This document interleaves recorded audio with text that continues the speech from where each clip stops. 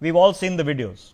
Okay, I refuse to believe that these individuals who were sitting at the South Asia Institutes, Mr. Tarun Khanna, the director, Hitesh Hathi, the executive director, Mirela Vaso, Kartike Bhatotia, Carlin Carr, and well, lots of foreigners there, lots of Indians as well. Okay, Anjali Jain, Shubhangi Bhadada, Monica Setia, Shreya Majumdar, Angarika Datta, Sushma Mehta, Amit Chaudhary, Yuvika Parasal, Anjali Jain, Mariam Chaktai, Pukar Mala, who happens to be in Kathmandu, that none of them saw the video.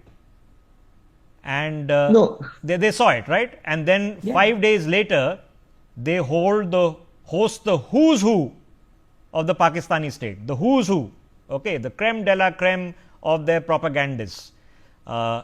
And they host them, and I can assume that these conferences you are wined and dined and well looked after. Wined and dined. There was a Qawwali function there. Mohammad Aurangzeb, who's the current serving finance minister of Pakistan, he was there.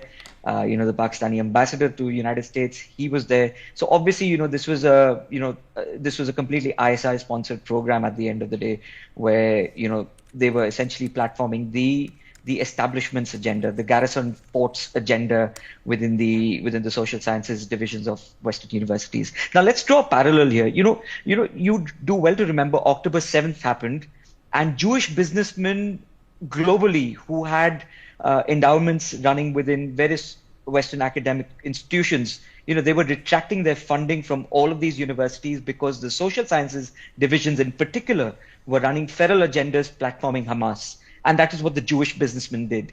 In contrast, what do the Indian businesses do? And this is just not about the Lakshmi Mittals of the world. You have the Anand Mahindras, you have Mukesh Ambani, you have the Piramils, you have the Narayan Murthis. All of them for decades have been providing endowments specifically to the social sciences divisions within Western universities who work extremely hard to peddle a very rather anti-India and anti-Hindu narrative.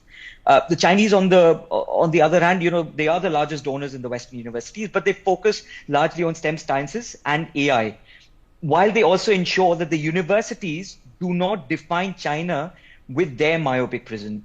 Whereas, we are seeking cheap validation from Western universities. We use their platform as businesses to basically create networks and further our myopic business interests, and that is what most of these Indian businessmen and business houses are predominantly interested in.